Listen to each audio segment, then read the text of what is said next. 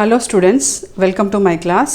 ఈరోజు మనము లెడ్జర్ అకౌంట్లో ఇంకా ప్రాబ్లమ్స్ చేద్దాం. మనం ఆల్రెడీ ప్రీవియస్ క్లాస్లో లెడ్జర్ అకౌంట్ అంటే ఏంటి, అది ఎట్లా ప్రిపేర్ చేయాలి అనేది ఒకటి రెండు ఎగ్జాంపుల్ కూడా తీసుకొని మనం చేయడం జరిగింది. అయితే ఇప్పుడు ఈరోజు మనము మీ టెక్స్ట్ బుక్లోని 4th ప్రాక్టికల్ ఎక్సర్సైజ్ది అసెట్కి సంబంధించింది, బిల్డింగ్ సంబంధించిన లెడ్జర్ అకౌంట్ ఎట్లా ప్రిపేర్ చేయాలో మీకు చూపిస్తాను. Prepare building account from the following: 2009 July 1 purchase of building rupees 1,25,000. 5th steel, cement, sand etc. purchased for building construction 75,000. 25th July building purchased from Suchir India rupees 1 lakh. 31 depreciation on building 30,000.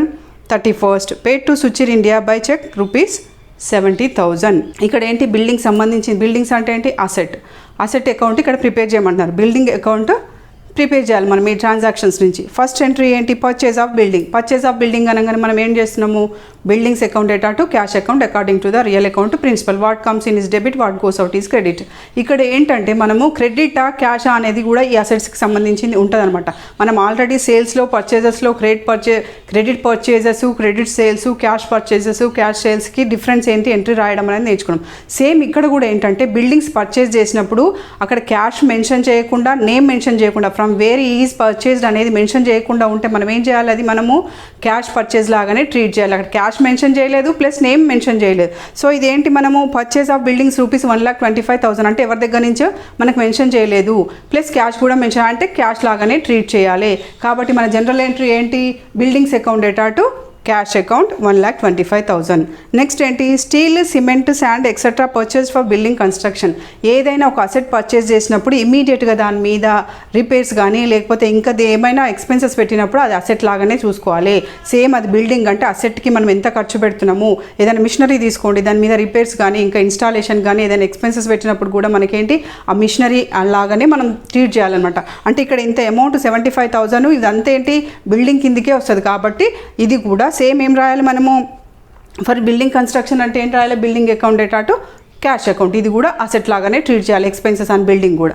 Next ఏంటి, buildings purchased from Suchir India rupees 1 lakh. ఇక్కడ ఏం చెప్తున్నాడు, first దాంట్లో ఏంటి, purchase of buildings 1,25,000. Cash mention చేయకపోయినా మనం cash ఎందుకంటే ఇక్కడ ఫ్రమ్ వేర్ అనేది మనకి చెప్పలేదు కాబట్టి అది క్యాష్ పర్చేస్ ఆఫ్ బిల్డింగ్. కానీ ఇక్కడ ఏంటి, ఫ్రమ్ వేర్ ఈ buildings purchase from Suchir India అంటే ఏంటి, సుచిర్ ఇండియా నుంచి మనం పర్చేస్ చేసినాము. ఫర్ క్యాష్ ఆ చెక్ అనేది ఇక్కడ ఎక్స్ప్లెయిన్ చేయాలంటే క్యాష్ చెక్ ఇవ్వలేదు కాబట్టి సుచిర్ అన్నప్పుడు ఏమంటే అక్కడ నేమ్ ఇచ్చినప్పుడు అది క్రెడిట్. కాబట్టి మనం ఏం రాయాలి, క్రెడిట్ అన్నప్పుడు ఏం చేయాలి, buildings account data to from where it is coming Suchir India. So buildings account data to Suchir India account rupees 1 lakh. Next ఏంటి, డిప్రిసియేషన్ అండ్ బిల్డింగ్స్.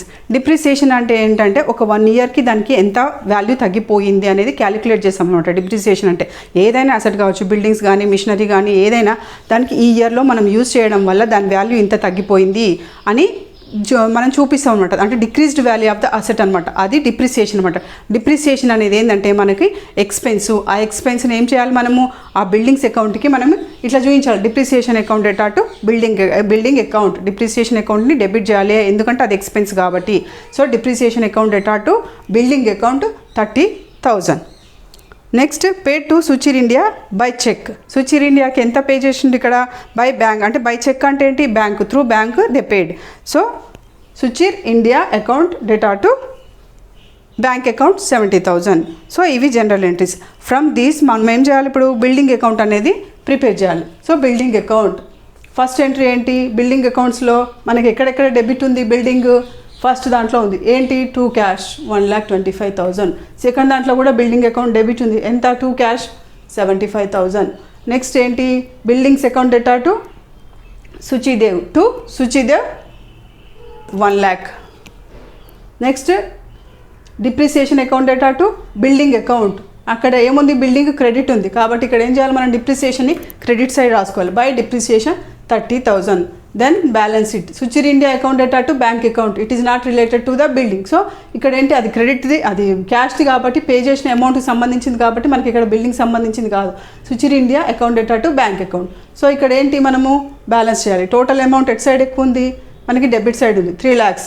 దీంట్లోంచి మనకి 30,000 తీసేస్తే మనకి ఎంత వచ్చింది? By balance carried down is 2,70,000.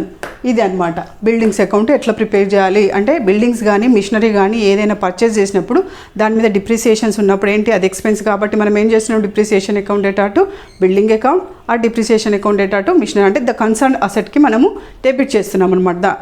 ఇది దాన్ని అసెట్ని మనం ఏం చేస్తున్నాం అసెట్ అకౌంట్ని క్రెడిట్ చేసి ఆ ఎక్స్పెన్స్ అని మనము క్రెడిట్ సైడ్ రాసుకుంటున్నాం అనమాట. నెక్స్ట్ ప్రాబ్లం మీ టెక్స్ట్ బుక్లోని 6th ఎక్సర్సైజ్ అదేంటి prepare Ramu account from the following 2009 January 1 due to Ram rupees 15,000. 10th goods purchased from Ramu 18,000. 16 goods returned to Ram 3,000. 18th cash paid to Ram rupees 5,000. 28th goods purchased from Ram 10,000. 25th Ramu's account settled by check at 5% discount. ఇక్కడ ఏంటి ఫస్ట్ది మనకు January 1st ఏంటి ఇక్కడ Ram account అనేది prepare చేయాలి from following transactions. The first entry ఏంటి January 1st due to Ram 15,000 అని ఉంది. డ్యూ టు రామ్ 15,000 అని అంటే ఏంటంటే మనము రాముకి పే చేయాల్సిన అమౌంట్ ఉంది, ఇంత అమౌంట్ పే చేయాలి, డ్యూ ఉన్నాం మనం 15,000. డ్యూ ఎవరికి ఉంటాం మనము క్రెడిటార్స్కి. మామూలుగా సాధారణంగా ఏదైనా అసెట్ పర్చేస్ చేసినప్పుడు లేకపోతే సేల్స్ పర్చేస్ చేసినప్పుడు ఏదైనా అమౌంట్స్ పేయబుల్ ఉంటే మనం ఏం చేస్తాము డ్యూ లేకపోతే ఎక్స్పెన్సెస్ కూడా ఏదైనా డ్యూ ఉండొచ్చు. అయితే ఇక్కడ ఈ పర్చేజెస్కి సంబంధించింది కాబట్టి ఏంటిది మనకి క్రెడిటార్స్ మనకి బ్యాలెన్స్ ఎంత ఉంది, మనకి ఇప్పుడు ఎంత పే చేయాల్సిన అమౌంట్ ఉంది 15,000 ఉంది. సో మనకి ఇక్కడ ఏంటి రాముకి ఎంత పే చేయాలి మనము by balance brought down starting మనం ఎంత పే చేయాలి డ్యూ ఉన్న అమౌంట్ని ఎప్పుడైనా కానీ పర్చేస్ చేసినప్పుడు అది క్రెడిటార్స్ కాబట్టి క్రెడిట్ బ్యాలెన్స్ చూపిస్తుంది. మనకి ఏదైనా అమౌంట్ పే చేయాల్సి వచ్చినప్పుడు మనం ఏదైనా అకౌంట్ వేరే వాళ్ళకి పే చేయాల్సి వచ్చినప్పుడు అది మనకి క్రెడిట్ బ్యాలెన్స్ చూపిస్తుంది. సో స్టార్టింగ్ మన క్రెడిట్ బ్యాలెన్స్ ఎంత ఉంది by balance brought down 15,000. Next ఏంటి గూడ్స్ పర్చేస్డ్ ఫ్రమ్ రాము. మామూలుగా మనకు పర్చేస్ జనరల్ ఎంట్రీ తెలుసు ఏంటి క్రెడిట్ పర్చేజెస్కి జనరల్ ఎంట్రీ ఏంటి purchase account data to Ramu account. So by purchases 18,000. Next ఏంటి goods return to Ram. Goods మనం పర్చేస్ చేసిన గూడ్స్ని రాముకి రిటర్న్ చేసినాం అనమాట. అక్కడ మీ టెక్స్ట్ బుక్లో బై అని ఉంది, అది టు రామ్ అని మీరు కరెక్ట్ చేసుకోండి. గూడ్స్ రిటర్న్ టు రామ్ మనం పర్చేస్ చేసిన గూడ్స్ని రామ్కి రిటర్న్ చేసినాము. రిటర్న్ చేసినప్పుడు ఏమైంది అక్కడ Ramu account data to purchase returns account.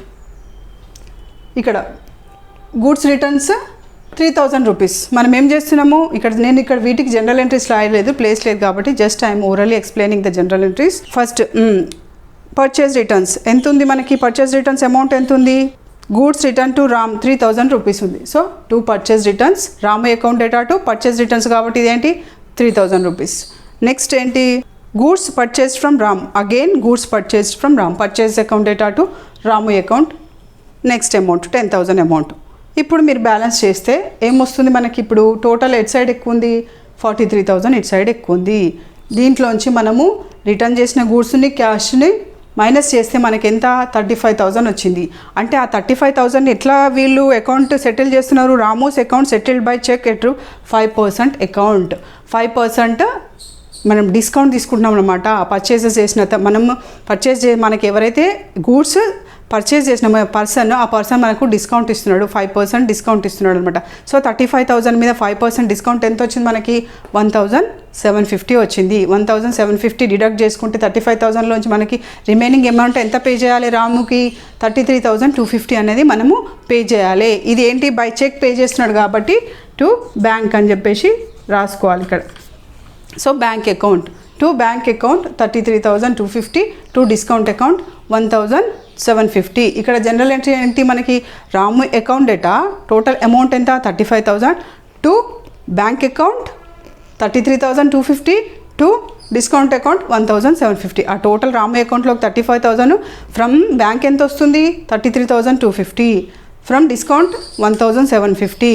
ఇది డిస్కౌంట్ రిసీవ్డ్ కాబట్టి మనం ఇక్కడ క్రెడిట్ చేస్తున్నాం అనమాట. డిస్కౌంట్ అండ్ రిసీవ్డ్ అనేది ఏంటి ఇన్కమ్ కాబట్టి మనము ఇక్కడ క్రెడిట్ చేసినాం.